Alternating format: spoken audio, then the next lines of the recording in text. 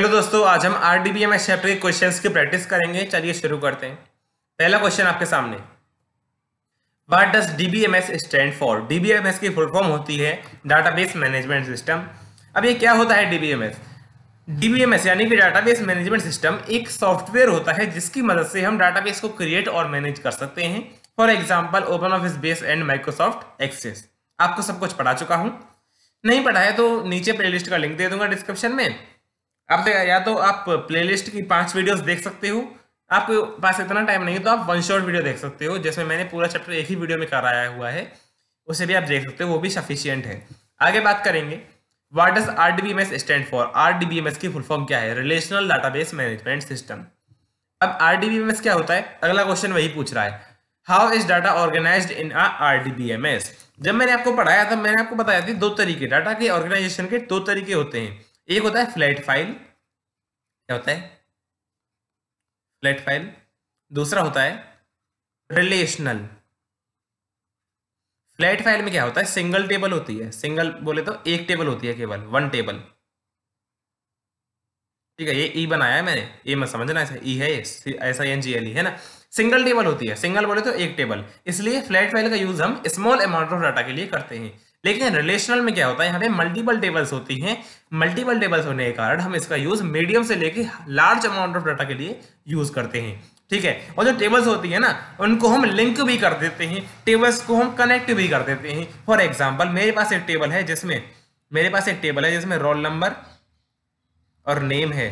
ठीक है, दूसरी टेबल है जिसमें रोल नंबर, क्लास, सेक्शन और एड्रेस है।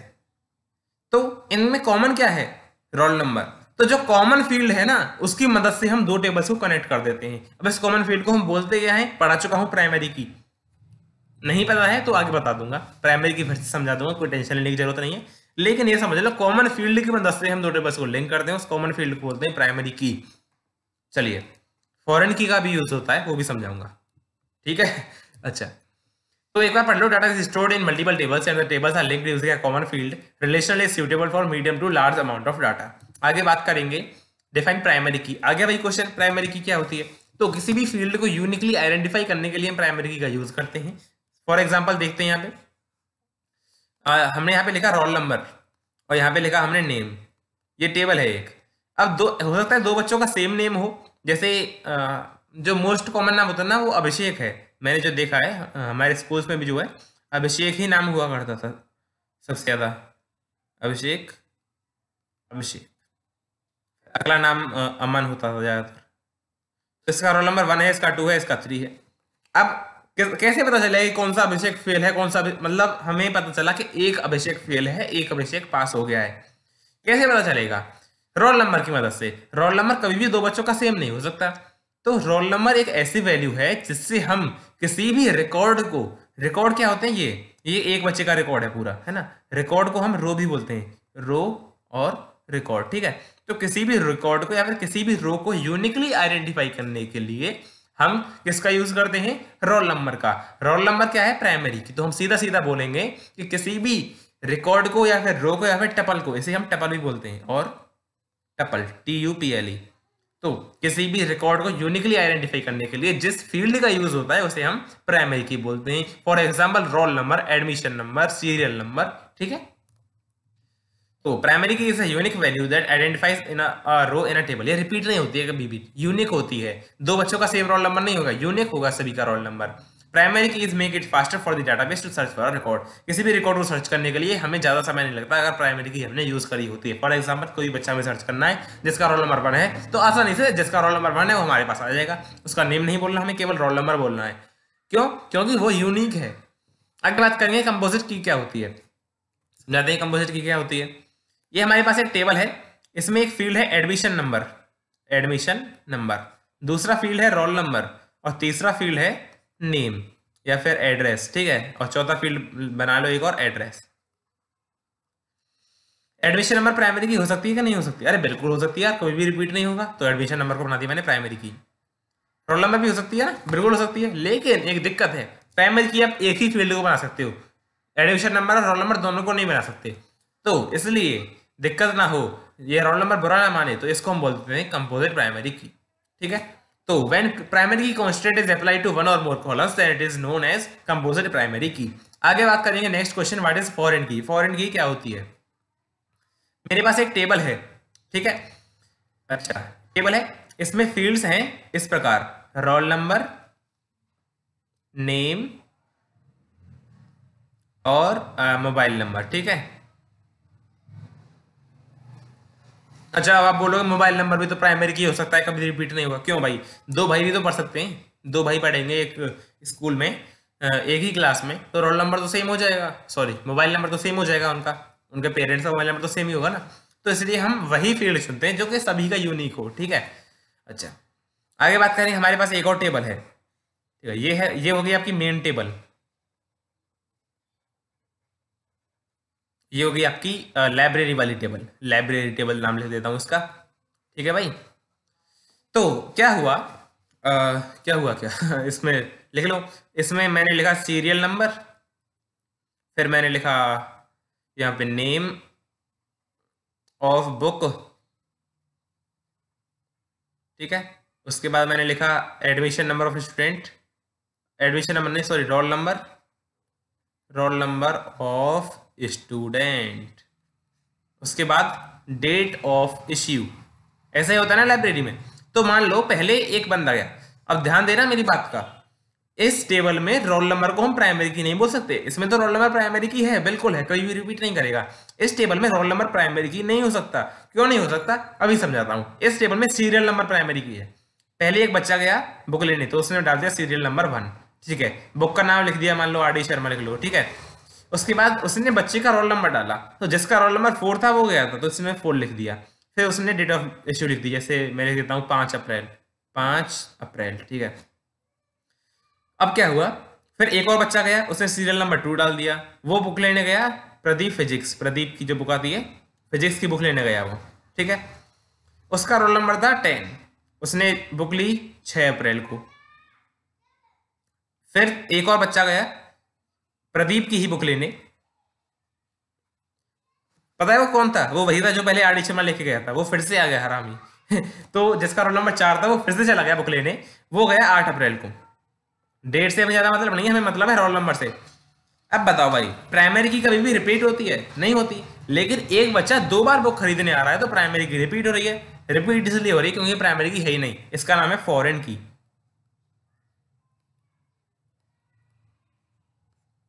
समझ गए? ये जो मेन टेबल है ना, इसको हम पेरेंट टेबल भी बोलते हैं, पेरेंट टेबल भी हम इसे बोलते हैं। और ये जो है ना, ये वाली टेबल, इसको हम चाइल्ड टेबल भी बोलते हैं, या फिर फॉरेन की टेबल बोल लो, या फिर इसे प्राइमरी की टेबल बोल लो, ठीक है, कोई आपकी मर्जी है। टेबल्स को हम लिंक करते हैं using primary key and foreign की।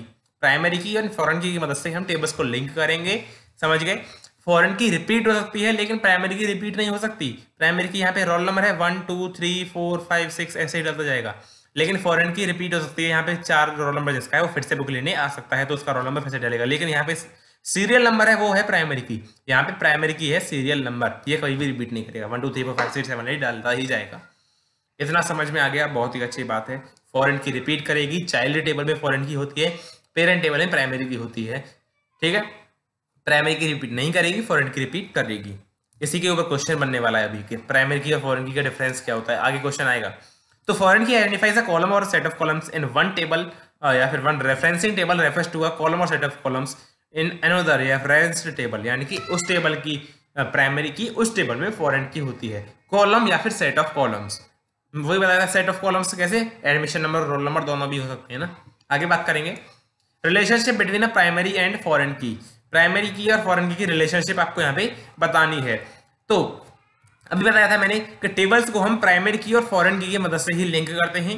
Tables are linked used together with the help of primary key and foreign keys. Primary key of the parent table, primary key of the main या फिर parent table is linked with the foreign key of referenced या फिर child labour, ठीक है। Child labour नहीं, sorry मैं गलती से बोल गया, चाइल्ड टेबल, ठीक है। तो primary key of the parent table is linked with the foreign key of the child table. आगे बात करेंगे difference between a primary key and foreign की। तो प्राइमरी की क्या होता है, प्राइमरी की कभी भी रिपीट नहीं कर सकती, फॉरेन की रिपीट कर सकती है। प्राइमरी की यूनिक वैल्यू होती है, प्राइमरी की का यूज करते हैं हम किसी भी फील्ड को फाइंड करने के लिए, ठीक है। यूनिक वैल्यू होती है तो फील्ड को फाइंड करने के लिए यूज करते हैं। फॉरेन की का यूज करते हैं हम टेबल्स को लिंक करने के लिए, दो टेबल्स को आपस में लिंक करने के लिए फॉरेन की का यूज होता है। टेबल के पास केवल एक ही प्राइमरी की हो सकती है, लेकिन फॉरेन की बहुत सारी हो सकती है, ठीक है। आगे बात करेंगे। Next question what are the features of database. Database के कुछ फीचर्स होते हैं, समझाते हैं आपको। डाटाबेस का पहला फीचर, एक डाटाबेस में एक या एक से ज्यादा टेबल्स हो सकती हैं। मेरी मर्जी में कितनी भी टेबल्स बनाऊं, मैं मेरी मर्जी एक टेबल बना रहा हूं, मैं मेरी मर्जी में 2 3 4 टेबल्स बना रहा हूं, ठीक है। दूसरा फीचर देखते हैं, each table in the database contains information about one type of item. एक टेबल में एक जैसे ही जानकारी होगी। फॉर एग्जाम्पल लाइब्रेरी वाली जो टेबल है उसमें लाइब्रेरी के रिकॉर्ड्स ही होंगे, कैंटीन वाली जो टेबल है उसमें कैंटीन का ही रिकॉर्ड होगा, ठीक है। और किसी भी रेस्टोरेंट में जा रहे हो आप तो उसमें जो वो पूरा बिल्स वगैरह का सिस्टम रखते हैं, कौन कब आ रहा है कौन जा रहा है, तो वो भी उसी में सेम टाइप की सिमिलर टाइप की इंफॉर्मेशन होगी। आगे बात करेंगे। When importing information, we may have people with the same name or same address, but when creating a database, the database has important feature record uniqueness। वही बताया था मैंने, एक मिनट मुझे वीडियो पॉज करनी पड़ेगी। हाँ, तो हम कहाँ पे थे, हम बात कर रहे थे कि थर्ड वाले पॉइंट की। मैंने आपको बताया था कि दो बच्चे सेम नेम के या फिर सेम एड्रेस के हो सकते हैं। अभी क्या होता है, शोर हो रहा था साइड में, इसलिए मैंने वीडियो पॉज कर दी थी ताकि आपको कोई भी डिस्टर्बेंस ना हो। तो हम बोल रहे थे कि भाई दो बच्चे सेम नेम या फिर सेम एड्रेस के हो सकते हैं, इसलिए डाटाबेस में प्राइमरी की का फीचर होता है जिससे किसी भी रिकॉर्ड को हम यूनिकली आइडेंटिफाई कर सकते हैं। डाटाबेस में रिकॉर्ड यूनिकनेस बहुत ही इंपॉर्टेंट फीचर है, ठीक है। एक मिनट, हाँ ये वाला, ठीक है। आगे बात करें, fourth point, every database table should have one or more fields design as a की। डाटाबेस के टेबल में की तो होती ही होती है, एक या एक से ज्यादा फील्ड्स को की हम बोलते हैं। की कौन कौन से होते हैं, प्राइमरी की, फॉरेन की, कंपोजिट की, ठीक है। आगे बात करेंगे एडवांटेजेस ऑफ डाटाबेस। डाटाबेस की कुछ एडवांटेजेस आपको बताने ही, पहला है reduce data redundancy, data redundancy को रिड्यूस करता है। आगे बात करेंगे डाटा इंटीग्रिटी है, तीसरा है डाटा सिक्योरिटी, चौथा है बैकअप एंड रिकवरी, पांचवा है डाटा कंसिस्टेंसी, ठीक है। अब इन पॉइंट्स को एक्सप्लेन करवाना चाहते हो, चलो अभी कर देता हूँ। अरे बताए, अभी गेहूं वगैरह कटने का सीजन चल रहा है, मैं गांव में रहता हूँ तो ट्रैक्टर वगैरह आ जा रहे हैं साइड में से। मैं जिस रूम में बैठा हूँ उसी के वो बिल्कुल रोड से टच हुआ ही है, तो इसलिए जो है ऐसा शोर शराबा आपको सुनाई दे सकता है, लेकिन टेंशन लेने की जरूरत नहीं है क्योंकि हमें पढ़ने वाले बच्चे, हम पढ़ाई करते हैं, ठीक है। तो पहला जो आपका एडवांटेज है डाटाबेस का वो है रिड्यूसेस डाटा रिडंडेंसी, यानी कि डाटाबेस में मल्टीपल मिसमैचिंग कॉपीज डाटा की नहीं होती है, ठीक है। आगे बात करेंगे डाटा इंटीग्रिटी। शॉर्ट में समझा रहा हूं, मैंने आपको वीडियो में डिटेल में समझाया हुआ है। इंटीग्रिटी में मैंने आपको बताया था रेफरेंशियल इंटीग्रिटी होती है, दो टेबल्स को हम जब लिंक करते हैं तो मिसमैचिंग रिकॉर्ड की नहीं होती है। फॉर एग्जाम्पल, अच्छा रेफरेंशियल इंटीग्रिटी में आपको मैं डिटेल में पढ़ाऊंगा, आगे क्वेश्चन आएगा डाटा इंटीग्रिटी का तब पढ़ाऊंगा। सिक्योरिटी क्या होता है कि हमारे डाटाबेस में यूजर नेम और पासवर्ड की मदद से डाटा को सिक्योर भी कर सकते हैं, ठीक है। बैकअप एंड रिकवरी में क्या होता है कि आपको बैकअप नहीं करना है, वो अपने आप ही कर लेगा। जब आपका सिस्टम फेलियर या फिर सिस्टम क्रैश होगा, बाद में रिकवरी भी वो कर सकता है आराम से, ठीक है। डाटा कंसिस्टेंसी क्या होती है कि डाटा कंसिस्टेंट होता है डाटाबेस के अंदर, ठीक है। आगे बात करेंगे फ्लैट फाइल डाटा ऑर्गेनाइजेशन। अभी थोड़ी देर पहले जब मैं आपको बता रहा था, बताया था रिलेशनल वाला, बताया तो था भाई, याद है मुझे, बताया था ये वाला। तभी मैंने फ्लैट फाइल भी समझाया था कि दो तरीके होते हैं, तो फ्लैट फाइल होता है कि रिलेशनल में मल्टीपल टेबल्स होती हैं, फ्लैट फाइल में सिंगल टेबल होती है, और ये सूटेबल होता है स्मॉल अमाउंट ऑफ डाटा के लिए। वही है, बिल्कुल वही लिख देंगे हम, flat file data is stored in a single table usually suitable for less amount of data. आगे बात करेंगे next question, short note on DBMS. मैंने आपको पहले डीबीएमएस की फुल फॉर्म बताई थी, अब हम डीबीएमएस को एक्सप्लेन करेंगे। क्या लिखेंगे, Database Management System is a software package with computer programs that controls the creation, maintenance and use of database। मैंने बताया था आपको कि डाटाबेस को क्रिएट करने के लिए, मेंटेन करने के लिए और मैनेज करने के लिए, यूज करने के लिए हम जिस सॉफ्टवेयर पैकेज का यूज करते हैं उसे हम डीबीएमएस यानी कि डाटाबेस मैनेजमेंट सिस्टम बोलते हैं। एग्जांपल्स है Oracle, OpenOffice base, Microsoft Access, PostgreSQL, MySQL, SQLite, IBM DB2, ये सब। आगे बात करेंगे, a test is an organised collection of data. Answer हो जाएगा डाटाबेस। आंसर क्या हो जाएगा? डाटाबेस। ठीक है, next question, this is a software package that can be used for creating and managing databases. Answer हो जाएगा डीबीएमएस, यानी कि डाटाबेस मैनेजमेंट सिस्टम। अच्छा, ऐसा क्वेश्चन आया तो डीबीएमएस मत लिखना, ऐसा क्वेश्चन आए तो डीबीएमएस नहीं, डाटाबेस मैनेजमेंट सिस्टम लिखना, या फिर डीबीएमएस लिख के ब्रैकेट में डाटाबेस मैनेजमेंट सिस्टम लिख देना, जिससे टीचर भी खुश हो जाए, भाई बच्चे को फुल फॉर्म भी पता है। ठीक है, ऐसे। ठीक है, आगे बात करेंगे। This is a database management system based on relational model. Relational model पे जो डाटाबेस होता है उसे हम क्या बोलते हैं? RDBMS, relational database management system. यही तो चैप्टर का नाम है। ठीक है, names of the 3 popular DBMS software, 3 popular DBMS software के नाम बताने। एक तो लिख लो माइक्रोसॉफ्ट एक्सेस, ठीक है, एमएस एक्सेस। एक लिख लो आप open office base, open office base. एक लिख लो माई सिक्वल, एसक्यूएल नहीं बोलते, इसे सिक्वल बोलते हैं। ठीक है, बुक में भी लिखा हुआ है क्लियरली कि it is pronounced at sequel. ठीक है, सिक्वल लाइट भी होता है एक, SQLIT ऐसे। ठीक है, तो मैंने आपको यहाँ पे 3 एग्जाम्पल दे दिए, इनको याद कर लो, यही मोस्ट इंपॉर्टेंट है, ये आसान भी है याद करने के लिए। आगे बात करेंगे unique value that identifies a row in a table. Answer हो जाएगा प्राइमरी की।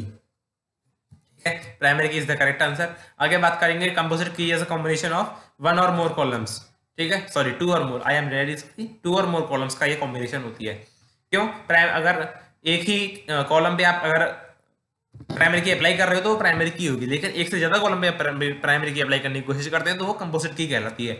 आगे बात करेंगे, table is a set of data elements that is organised using a model of vertical columns.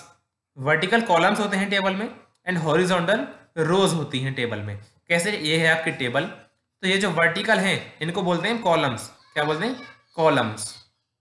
ये ठीक है, कॉलम्स या फिर फील्ड्स। ठीक है, कॉलम या फिर फील्ड बोलते हैं इसे। और ये जो है आपकी हॉरिजॉन्टल, इनको हम बोलते हैं रोज या फिर रिकॉर्ड। ठीक है, कॉलम्स और रोज इसका करेक्ट आंसर है। सीक्वेंस में लिखना, ऐसा नहीं पहले रो बाद में कॉलम लिख दिया, ऐसा नहीं चलेगा। ठीक है, जैसे just set of data values of particular type, 1 for each row of table. हर एक रो के लिए एक पार्टिकुलर टाइप की डाटा वैल्यू। समझाता हूं आपको, जैसे ये है, ये क्या है आपकी रो, ये है आपकी रो। ठीक है, हर एक रो के लिए, ये भी रो, ये भी रो, इसके लिए एक टाइप ऑफ डाटा। तो ये हो गया ना, ये वाला जो कॉलम है इसका नाम मान लो रोल नंबर है, तो रोल नंबर हर एक रो के लिए, इसके लिए भी है, इसके लिए भी है, इसके लिए भी है। तो हर एक रो के लिए particular data type, particular type क्या होगा? Roll number. तो इसे हम क्या बोलेंगे? ये जो होता है इसे हम बोलते हैं फील्ड या फिर कॉलम। तो field is a set of data values, से डाटा वैल्यूज का सेट होता है जो कि हर एक रो के लिए एक एक होता है। ठीक है, तो कॉलम या फिर फील्ड या फिर एट्रीब्यूट हम इसे बोलते हैं। तीनों नाम याद रख लेना, कॉलम और फील्ड इंपॉर्टेंट है, एट्रीब्यूट इतना इंपॉर्टेंट नहीं है, लेकिन फिर भी क्वेश्चन आ सकता है 1 वर्ड में कि बताओ क्या होता है। Define data types. Data types क्या होते हैं? Data types is used for identifying which type of data we are going to store in our database. Fields themselves can be of different types depending on the data they contain. Depending on the data they contain. ठीक है, तो data types क्या होते हैं? Data types को हम use करते हैं आइडेंटिफाई करने के लिए हम किस टाइप की डाटा एंटर करने वाले हैं अपने डाटाबेस के अंदर। फॉर एग्जांपल समझते हैं, अगर हम न्यूमेरिकल वैल्यू एंटर करना चाहते हैं, अगर हम न्यूमेरिकल वैल्यू एंटर करना चाहते हैं तो हम न्यूमेरिक डाटा टाइप्स का यूज करेंगे। अगर हम अल्फाबेटिकल यूज करना चाहते हैं तो हम अल्फाबेटिकल वाले डाटा टाइप्स का यूज करेंगे, जिस तरह का टाइप है उसी का हम यूज करेंगे। ठीक है, आगे बात भी करेंगे डाटा टाइप्स की, एग्जांपल्स टाइप्स की बात करेंगे। अब हम बात करने वाले हैं रो। रो क्या होती है? कुछ नहीं है, रो को हम रिकॉर्ड या फिर टपल भी बोलते हैं, रो को ही हम रिकॉर्ड या फिर टपल भी बोलते हैं। ये जो है सिंगल डाटा आइटम को टेबल में रिप्रेजेंट करता है। हर एक टेबल में हर एक रो का सेम स्ट्रक्चर होता है। चलो समझाता हूं आपको। ये है आपकी टेबल, ये है आपकी रोज। ठीक है, अब ये बताओ, हर एक रिकॉर्ड के लिए एक रो होगी कि नहीं होगी? एक बच्चा है, उसका रोल नंबर है 1, उसका नेम है, ये वाला नेम है, उसका नेम मान लो राहुल है उसका नेम, फिर उसका एड्रेस ये हो गया। तो एक बच्चे के लिए, एक रिकॉर्ड के लिए पूरी एक रो होती है। ठीक है, और हर एक रो का जो है स्ट्रक्चर सेम होता है। ठीक है, और डाटा जो है रिलेटेड होती है, यानी कि उसी बच्चे से रिलेटेड डाटा होगी उसमें पूरी। सेम स्ट्रक्चर कैसे होता है? एक बच्चे का रोल नंबर, उसका नाम, उसका एड्रेस, फिर दूसरे का भी नाम, उसका नाम, दूसरे का रोल नंबर, उसका नाम और उसका एड्रेस, तीसरे का रोल नंबर, उसका नाम, उसका एड्रेस। तो सेम स्ट्रक्चर हर एक रो का होता है। आगे बात करेंगे क्या है, mention two ways of creating table and database. Database में टेबल क्रिएट करने के दो तरीके आपको बताना है। एक तो हो गया विजार्ड, एक हो गया डिजाइन व्यू। ठीक है, डिजाइन व्यू और विजार्ड दो तरीके हैं जिनसे हम टेबल को बना सकते हैं। कमांड्स की मदद से भी बना सकते हैं, टेंशन लेने की जरूरत नहीं है, लेकिन हमारे सिलेबस में नहीं है इसलिए हमने कवर नहीं किया है। This data types available in alpha numeric data type. मैंने बताया था कि अल्फाबेट अगर हम यूज करने तो किस डाटा टाइप का यूज करेंगे, अल्फा न्यूमेरिक डाटा टाइप्स का। ठीक है, तो इसके अंदर भी होते हैं, देखो एक होते हैं न्यूमेरिक डाटा टाइप, ठीक है, एक होते हैं अल्फा न्यूमेरिक। ठीक है, alpha numeric.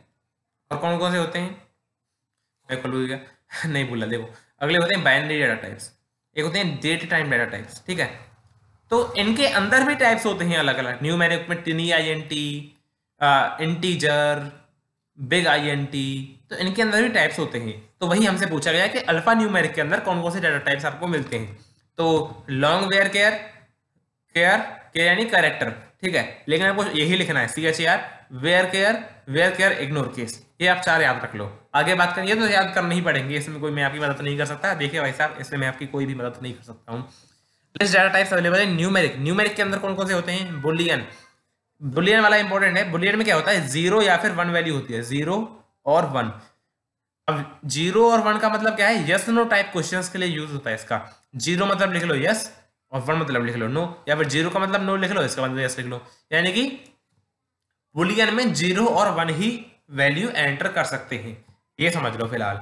टिनी INT, big INT बोले तो इंटीजर, तो टिनी INT, बिग INT और इंटीजर, ये इसके डाटा टाइप्स भी होते हैं। आगे बात करेंगे, स्ट्रक्चर बताना है टेबल का। तो टेबल में क्या होता है, vertical rows, sorry vertical columns and horizontal rows, ये होते हैं। तो table is the set of data elements that is organized using a model of vertical columns and horizontal rows. Table has a defined number of columns but can have any number of rows. यानी कि एक table में column तो defined होते हैं लेकिन रो कितने भी हो सकती हैं, रोज कितनी भी हो सकती हैं। जैसे ये मेरी टेबल है, ठीक है, इसमें कॉलम्स मैंने बना दिए, roll number, name, address, mobile number, father's name, mother's name. ठीक है, तो कॉलम तो मैंने फिक्स कर दिए, कॉलम यही रहेंगे, यही कॉलम यानी कि फील्ड्स यही रहेंगे कॉलम। अब रोज कितनी बनाते जाओ, रोल नंबर 1, उसका नेम, उसका एड्रेस, फिर रोल नंबर 2 बना दो। बस अभी 2 बच्चों का रिकॉर्ड ऐड किया, मैं सो गया, कल अगले दिन उठा एक और रो ऐड कर दी। तो रोज का नंबर कितना भी हो सकता है, कॉलम्स डिफाइंड ही रहेंगे। ठीक है, तो टेबल में डिफाइंड नंबर ऑफ कॉलम्स होते हैं लेकिन रोज का नंबर कुछ भी हो सकता है। ठीक है, नेक्स्ट क्वेश्चन देखते हैं।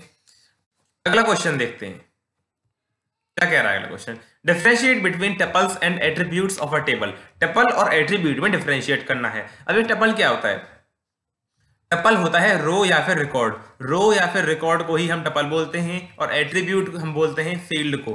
फील्ड का दूसरा नाम क्या है, कॉलम, और कॉलम का दूसरा नाम क्या है, एट्रीब्यूट। तो तीनों एक ही चीजें, एट्रीब्यूट, फील्ड और कॉलम एक ही चीज है। टपल, रो और रिकॉर्ड एक ही चीज है। टपल अभी समझा चुका हूं आपको थोड़ी देर पहले, रो की डेफिनेशन लिखाई थी मैंने, रो की डेफिनेशन लिखाई थी, define row in a table, यही डेफिनेशन है, फिर से एक्सप्लेन नहीं करूंगा।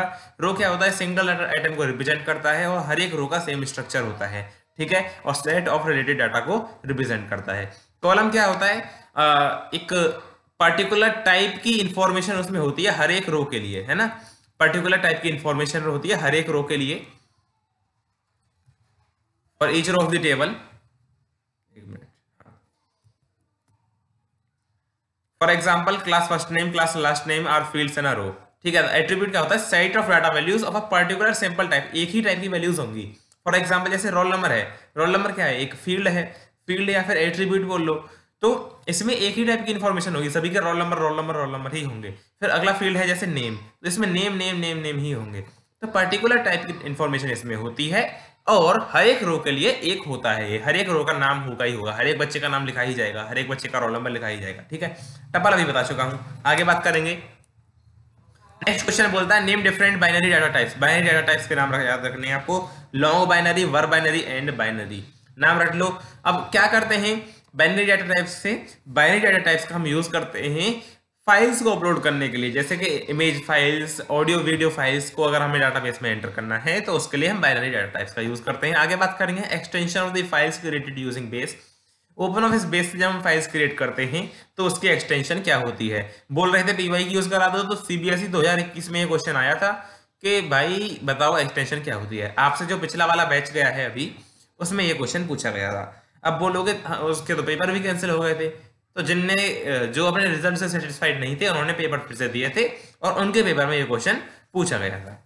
ठीक है, आंसर हो जाएगा .odb।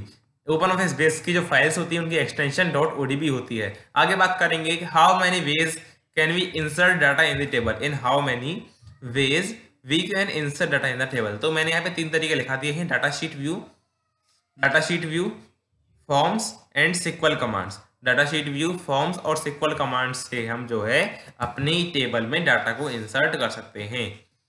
ठीक है, आगे बढ़ते हैं। अगला क्वेश्चन है how can we edit data in a table in data sheet view. Data sheet view में हम अपनी डाटा को टेबल में कैसे एडिट कर सकते हैं। तो आपको सिंपल करके दिखाता हूं मैं।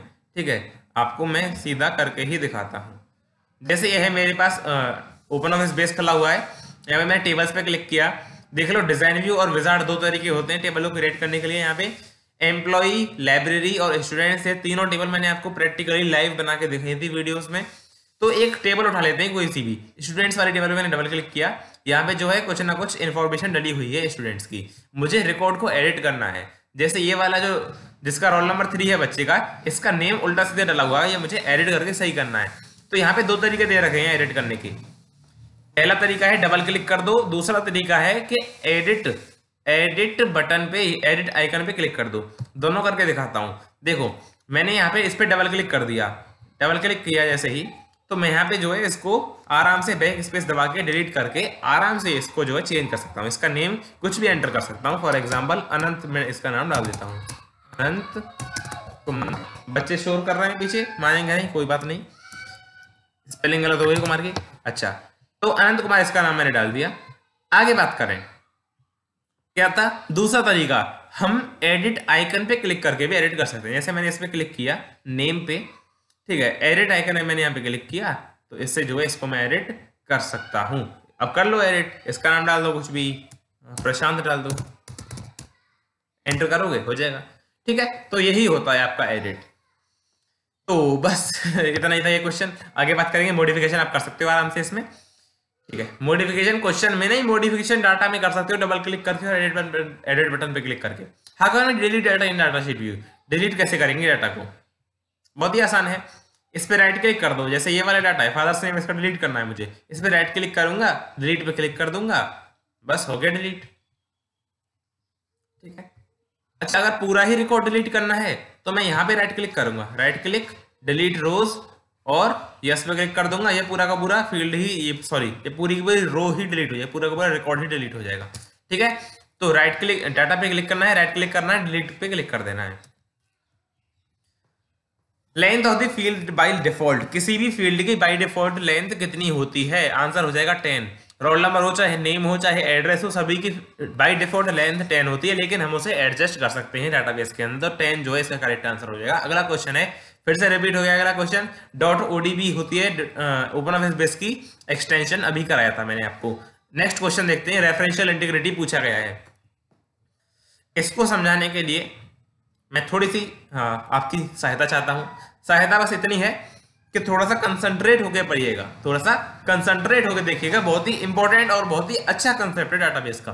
रेफरेंशियल इंटीग्रिटी का हम यूज करते हैं to maintain accuracy and consistency of data in relationship. Relationship क्या होता है, जब हम 2 टेबल्स को आपस में लिंक या फिर कनेक्ट करते हैं तो उसको हम रिलेशनशिप बोलते हैं। तो इनके बीच में एक्यूरेसी और कंसिस्टेंसी को मेंटेन करने के लिए रेफरेंशियल इंटीग्रिटी का यूज किया जाता है। In base data can be linked between 2 or more tables with the help of primary key and foreign key constraint. आपको पता है कि प्राइमरी की और फॉरेन की मदद से हम डाटा को कनेक्ट करते हैं या फिर टेबल्स को रिलेट करते हैं, टेबल्स के बीच में रिलेशनशिप क्रिएट करते हैं। ठीक है, पहला पॉइंट रेफरेंशियल इंटीग्रिटी का। रेफरेंशियल इंटीग्रिटी कुछ चीजें हमें करने से रोकती है। Referential integrity helps to avoid, कुछ चीजें हमें करने से रोकती है। पहली चीज, adding records to a related table if there is no associated record available in the primary key table। अब प्राइमरी की टेबल कौन सी होती है बताया था आपको, प्राइमरी की टेबल यानी कि पेरेंट टेबल, पेरेंट टेबल यानी कि मेन टेबल। ये है आपकी प्राइमरी की टेबल।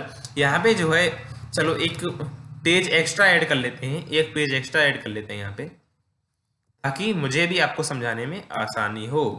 ठीक है, समझ गए मेरी बात को। हम यहाँ पे चल रहे थे कि प्राइमरी के टेबल में अगर कोई भी रिकॉर्ड नहीं है तो आप दूसरी वाले टेबल में कोई भी रिकॉर्ड इंसर्ट नहीं कर सकते। फॉर एग्जाम्पल मैं आपको एक टेबल बना के दिखाता हूं। मेरे पास है 2 टेबल, ठीक है, ज्यादा बड़ी बन गई। ये है आपकी टेबल। यहाँ पे जो है पहला फील्ड है रोल नंबर, दूसरा फील्ड है नेम, तीसरा फील्ड है एड्रेस। ठीक है,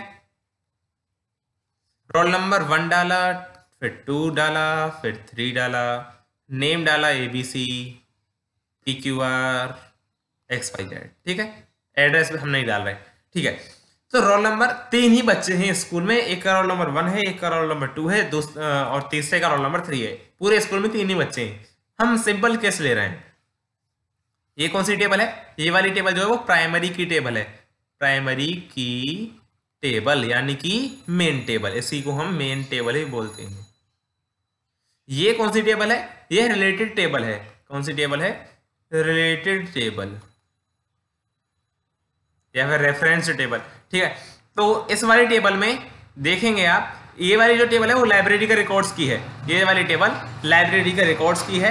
यहाँ पे जो है हमने डाला, सबसे पहले डाला सीरियल नंबर, फिर हमने डाला बुक, कौन सी बुक इश्यू की गई है, फिर उसके बाद हमने डाला रोल नंबर, उसके बाद हमने डाली डेट। ठीक है, तो यहाँ पे क्या हुआ कि लाइब्रेरियन जो हैं, लाइब्रेरी वाले सर जो हैं, उन्होंने डाला सीरियल नंबर 1, बुक का नाम लिख दिया, और मान लो रोल नंबर 2 ने बुक खरीदी तो रोल नंबर 2 डाल दिया और डेट डाल दी।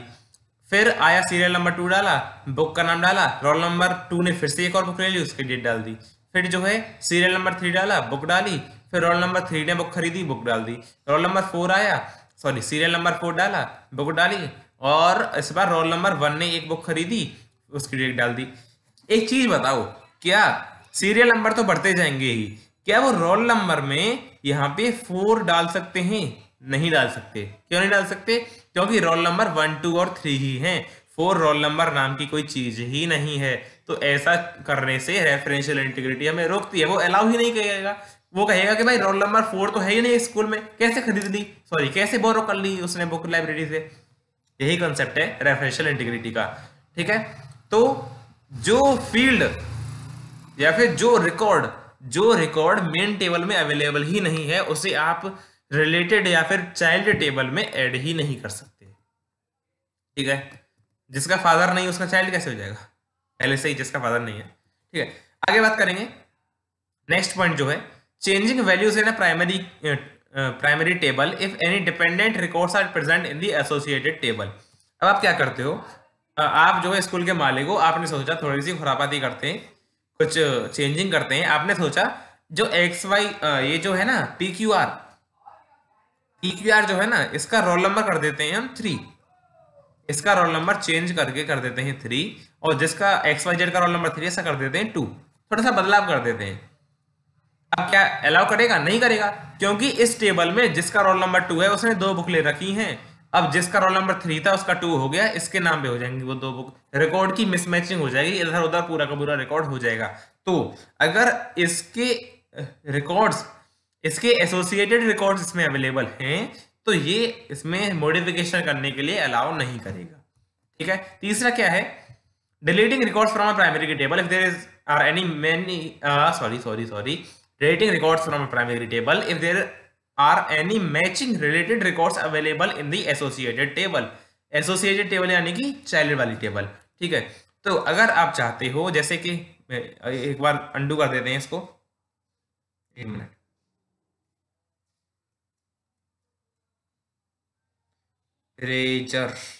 इरेजर को लेते हैं, कुछ करते हैं कमाल। ठीक है,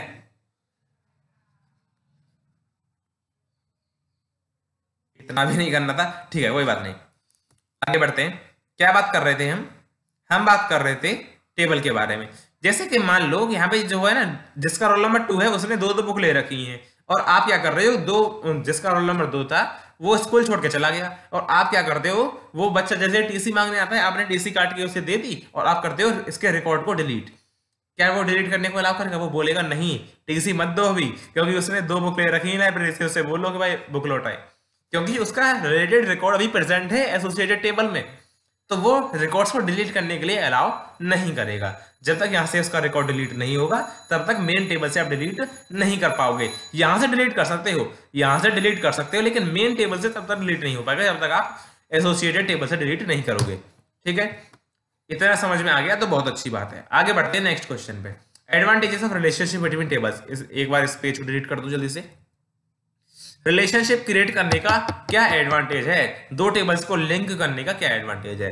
पहला एडवांटेज आपके सामने, सेव टाइम, टाइम को सेव करता है, टाइम को सेव करता है। There is no need to enter the same data in the separate tables. दूसरे टेबल में केवल रोल नंबर डाल के काम चला सकता हूं, मुझे नेम, एड्रेस, मोबाइल नंबर फिर से डालना नहीं पड़ता है।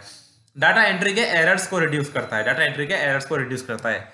Example referential integrity, referential integrity के बावजूद, सॉरी, रेफरेंशियल इंटीग्रिटी की वजह से ही हम डाटा एंट्री के एरर से बच जाते हैं। Summarize data from the related tables, वही पॉइंट हो गया, तो हमें बार बार नहीं डालना पड़ता, तो समराइज हो जाता है डाटा।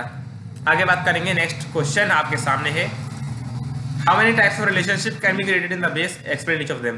कितने रिलेशनशिप क्रिएट हो सकती हैं और सबको एक्सप्लेन करो। कर दो एक्सप्लेन। 1 to 1, 1 to many या फिर many to 1 और many to many। 1 to 1 क्या होता है? यहाँ पे 1 to 1 बस जो लिखा है वही याद करना है। 1 to 1 में जो है दोनों टेबल्स के पास प्राइमरी की होनी चाहिए। 1 to many में जो है, 1 to many को हम many to 1 भी बोलते हैं, many to 1 भी बोलते हैं। ठीक है, तो many to 1 में जो है या फिर 1 to many में एक टेबल के पास प्राइमरी की होनी चाहिए। इसका मतलब है कि जो प्राइमरी की टेबल है उसका एक कॉलम दूसरी वाली टेबल के सभी कॉलम से एसोसिएटेड है। मेनी टू मेनी में क्या होता है कि दोनों टेबल्स में से किसी के पास भी प्राइमरी की नहीं होती है और दोनों टेबल्स के सभी कॉलम्स आपस में एसोसिएटेड होते हैं। ठीक है, और आपको मैंने उसमें भी पढ़ाया था ये क्लास में भी। कहाँ गया मेरा माउस का कर्सर? आगे बात करेंगे, next question, what do you mean by sorting in how many veg? क्या होता है? किसी भी डाटा को असेंडिंग या फिर डिसेंडिंग ऑर्डर में जब हम अरेंज करते हैं तो उसे हम सॉर्टिंग बोलते हैं। तो sorting means to arrange data in either ascending or descending order. In how many ways it can be done, इसका आंसर नहीं हो पाया। In how many ways it can be done, इसका आंसर नहीं हो पाया। देखो, हमारे पास जो सॉर्टिंग के बटन्स होते हैं, अगर मैंने यहाँ पे खोल रखा है तो बहुत अच्छी बात है। ये रहा, सॉर्टिंग करनी है हमें। तो जैसे ये है, एक मिनट, ये वाला एड्रेस है या फिर नेम के अकॉर्डिंग मुझे सॉर्टिंग करनी है, तो यहाँ पे देखो बटन दिख रहे हैं, सॉर्ट असेंडिंग, सॉर्ट डिसेंडिंग। तो यहाँ से जो है सॉर्ट असेंडिंग में क्लिक करूंगा और ये असेंडिंग ऑर्डर में यहाँ से नेम लग गया, ए वाला पहले लग गया, पी वाला बाद में लग गया। ठीक है, एक मिनट, साइड से ट्रैक्टर जा रहा है, उससे निकल जाने दो, जिससे शोर शराबा खत्म हो जाए और हम शांति से पढ़ सकें। आपको तो पता है गांव में रहता हूँ, गेहूं कटने का सीजन चल रहा है, तो दिन रात ट्रैक्टर चल रहे हैं, क्या करें, चलने भी चाहिए भाई। तो डाटा को असेंडिंग या फिर डिसेंडिंग ऑर्डर में अरेंज करने के लिए हम सॉर्टिंग का यूज करते हैं। उसके अलावा सॉर्टिंग को हम कैसे कर सकते हैं? सॉर्टिंग के बटन होते हैं असेंडिंग और डिसेंडिंग के, उनकी मदद से हम डाटा को सॉर्ट कर सकते हैं। आगे बात करेंगे, dates are the basic building blocks of the table या फिर डाटाबेस। तो आंसर हो जाएगा टेबल, आंसर हो जाएगा tables are the basic building blocks of the database. अब बोलेंगे नहीं सर टेबल नहीं, टेबल में भी तो सेल होते हैं। अरे भाई नहीं, अगर यहाँ पे होता है स्प्रेडशीट तो सेल होते, ये डाटाबेस में तो यहाँ पे टेबल ही होगा। आगे बात करेंगे purpose of using queries. Queries को हम क्यों यूज करते हैं? क्वेरी होता क्या है? Query is used to collect specific information from the pool of data. हमारे डाटाबेस में बहुत सारी डाटा होती है, उसमें से अगर कुछ स्पेसिफिक इन्फॉर्मेशन हमें कलेक्ट करनी है तो उसके लिए हम क्वेरी का यूज करते हैं। Query helps us to join information from different tables and filter that information. Query different table से इन्फॉर्मेशन को उठा के हमें दे देती है और इन्फॉर्मेशन को फिल्टर करके देती है। फिल्टर करने के लिए मतलब, फिल्टर करने का मतलब है कि केवल वही इन्फॉर्मेशन हमें दिखाई जाती है जो कि हमें चाहिए, कोई भी एडिशनल इन्फॉर्मेशन नहीं दी जाती है। आगे बात करेंगे कि which clause of select statement helps to display specific data. अगर हमें कुछ स्पेसिफिक डाटा को ही सिलेक्ट करना है तो किस क्लॉज का यूज करेंगे? आंसर हो जाएगा वेयर। वेयर क्या होता है? एग्जांपल से समझाता हूं। मैं अगर क्वेरी डालता हूं, अगर मैं क्वेरी लिखता हूं, स्टूडेंट्स वाली टेबल है, एम्प्लॉय वाली टेबल लेते हैं, मैं बोलूं सेलेक्ट, क्वेरी लिखता हूं मैं select name and address from the table employ ठीक है। Select name and address from employee where salary is equal to 10,000। मैंने लगा दिया वेयर, वेयर का मतलब है कंडीशन लगा दी सैलरी इज इक्वल टू 10,000। तो जिन बच्चों की जिन लोगों की सैलरी 10,000 होगी उन्हीं का रिकॉर्ड दिखाई देगा मुझे। तो क्या हो गया, स्पेसिफिक इंफॉर्मेशन चाहिए ना मुझे, तो मैंने वेयर का यूज कर लिया, where salary is equal to 10,000। Query का यूज मैंने अच्छे से समझाया था, क्वेरी वाली वीडियो जरूर देख लेना, इंपॉर्टेंट है। ठीक है, प्लेलिस्ट का लिंक दे दूंगा मैं डिस्क्रिप्शन में, वहां से क्वेरी वाली वीडियो जरूर देख लेना। Differentiate between where and order by clause of sequel command. Where और ऑर्डर बाय में क्या क्या डिफरेंस है? तो वेयर में क्या होता है, स्पेसिफिक इंफॉर्मेशन हमें चाहिए होती है तो हम वेयर का यूज करते हैं। ऑर्डर बाय में क्या होता है कि हम असेंडिंग या फिर डिसेंडिंग ऑर्डर में जब हमें डाटा को अरेंज करना होता है तो उसके लिए हम ऑर्डर बाय का यूज करते हैं। तो display the records containing the same type of value, same type of value, जैसे मैंने डाला था where salary is equal to 10,000, तो सेम वैल्यू है ना, सैलरी 10,000 10,000 10,000, तो उसके लिए हम वेयर का यूज करते हैं। Okay, order by specifies an order in which to return the rows, तो रोज का जो ऑर्डर होता है उसके लिए हम ऑर्डर बाय को यूज करते हैं। ऑर्डर मतलब असेंडिंग या फिर descending. Next, purpose of update command. Update command का पर्पस क्या होता है, अपडेट कमांड का यूज क्यों करते हैं हम देखते हैं।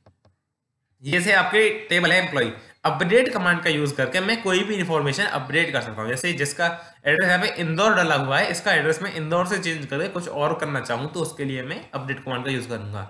सैलरी मुझे 2-2 हज़ार रुपये सबकी बढ़ानी है तो उसके लिए मैं अपडेट कमांड का यूज करूंगा। अपडेट कमांड का यूज हम किसी भी रिकॉर्ड को मॉडिफाई करने के लिए करते हैं, used for modifying records in the database. आगे बात करेंगे, नेक्स्ट क्वेश्चन। कमांड आपको लिखनी है। आप सोच रहे हो यार कमांड कमांड बता रहे हैं, कमांड लिख के तो बता रहे नहीं कैसे लिखते हैं। ठीक है, तो एक टेबल दे रखी है आपको एम्प्लॉय, क्वेश्चन पढ़ लो एक बार वीडियो पॉज करके। क्वेश्चन बोल रहा है कि एक टेबल है एम्प्लॉय, इसमें जो है सभी बंदों की जो सैलरी है उसमें से 10,000 घटाना है, 10,000 रुपये घटाना है, उसके बाद जो है सैलरी डिस्प्ले करनी है। तो जब डिस्प्ले करना है, अपडेट नहीं लिखा हुआ है, डिस्प्ले लिखा हुआ है, तो हम यूज करेंगे सेलेक्ट। ठीक है, अपडेट लिखा हुआ होता कि अपडेट करनी है तो हम यूज करते अपडेट। ठीक है, तो अपडेट यूज नहीं करेंगे, सेलेक्ट यूज करेंगे। हम लिखेंगे select employ ID, employ ID first name. ठीक है, मतलब ये फील्ड्स के नेम है, एम्प्लॉय आईडी फर्स्ट नेम। आप चाहें तो कुछ भी लिख सकते हैं, आप लिख सकते हैं ID comma first name, serial number comma first name.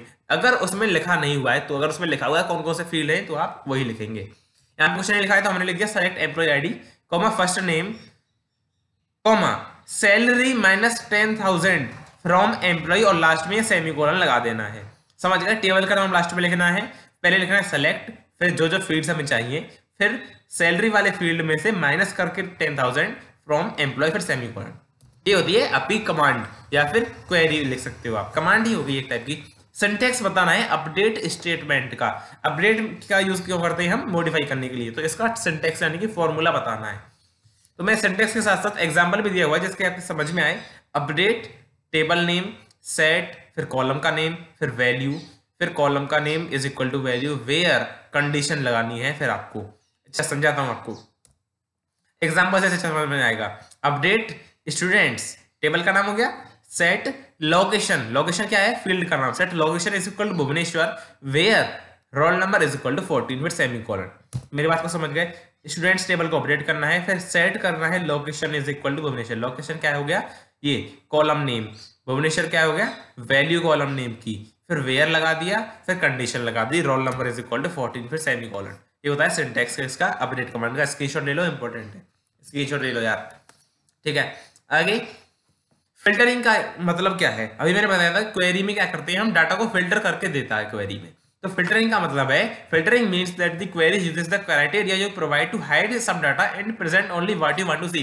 कुछ डाटा को हाइड कर लेगा और जो आप देखना चाहते हो केवल वही डाटा आपको दिखाई देगा, ये होता है filtering. Next question, a dash enables users to view, enter and change data directly in database objects such as tables। Tables वगैरह में अगर हम डाटा को डायरेक्टली एंटर, व्यू, मॉडिफाई वगैरह करना चाहते हैं तो किसका यूज करेंगे, आंसर हो जाएगा फॉर्म। ठीक है, नेक्स्ट, डैश स्टेटमेंट रिट्रीव्स 0 और मोर रोज from the one or more tables, answer हो जाएगा सेलेक्ट। सेलेक्ट स्टेटमेंट यानी क्वेरी वाला जो स्टेटमेंट होता है उससे हम 0 या फिर 0 से ज्यादा रोज को रिट्रीव कर सकते हैं। मैंने आपको डिटेल में पढ़ाया था, अब इतना नहीं पढ़ा सकता। ठीक है, नहीं पढ़ाऊंगा, बिल्कुल पढ़ाऊंगा, क्यों नहीं पढ़ाना भाई। सेलेक्ट स्टेटमेंट जो है जीरो या फिर जीरो से ज्यादा रोज को रिट्रीव करके हमें प्रोवाइड करता है। जीरो रोज कब आएंगी? आपने क्वेरी डाली और उसका मैचिंग रिकॉर्ड कोई अवेलेबल ही नहीं है, तो हमको आंसर मिलेगा जीरो रोज, एक भी रो हमें नहीं मिली। ठीक है, अब अगर रिकॉर्ड मिल जाता तो जीरो से ज्यादा रोज मिल जाएंगी, बस इतना सिंपल है। By default data is arranged in the dash order using order by clause. तो बाय डिफॉल्ट जब हम ऑर्डर बाय का यूज करते हैं तो असेंडिंग ऑर्डर में डाटा को अरेंज हुआ देते हैं वो। ठीक है, असेंडिंग आंसर हो जाएगा। Next question, used for modifying records in the table. Modifying records के लिए हम अपडेट स्टेटमेंट का यूज करते हैं, अभी बताया था। नेक्स्ट क्वेश्चन, डैश स्टेटमेंट में डैश, एक मिनट, पानी की जरूरत लग रही है, आप चाहें तो अभी पी सकते हैं।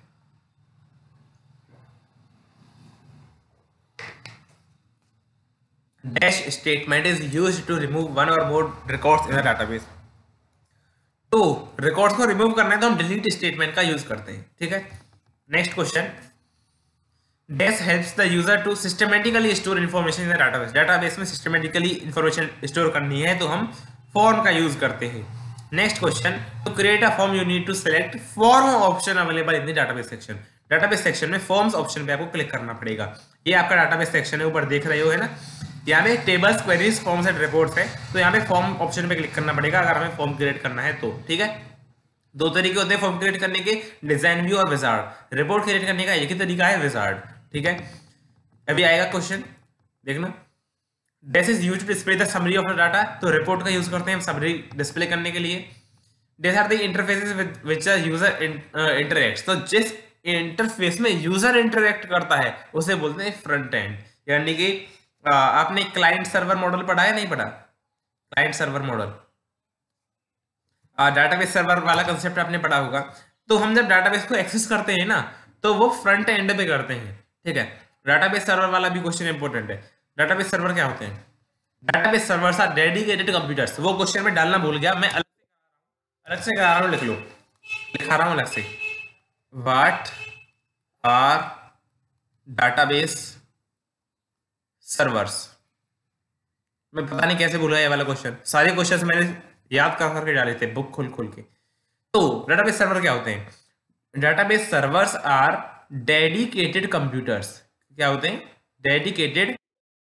अरे भाई बैटरी लो हो गई हमारे लैपटॉप की, एक मिनट,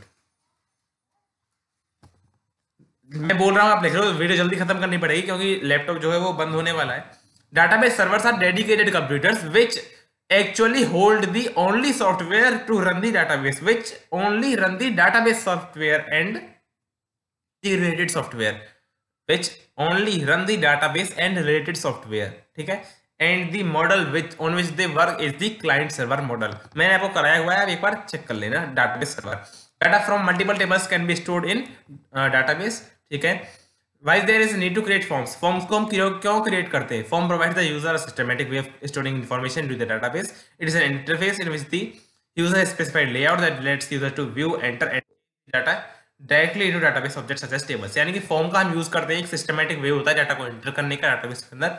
डाटाबेस के अंदर डाटा को एंटर करने का एक सिस्टमेटिक वे होता है फॉर्म। ये जो है यूजर स्पेसिफाइड लेआउट होता है, हम ही खुद बनाते हैं फॉर्म को, अपना ही लेआउट हम खुद से बना के देते हैं। वो पूछता है आप किस टाइप का फॉर्म बनाना चाहते हो, उस हिसाब से यहाँ से हम डाटा को व्यू कर सकते हैं, एंटर कर सकते हैं, चेंज कर सकते हैं, डिलीट कर सकते हैं, मॉडिफाई कर सकते हैं, कुछ भी कर सकते हैं। आगे बात करेंगे next question, purpose of creating reports. Reports क्यों क्रिएट करते हैं?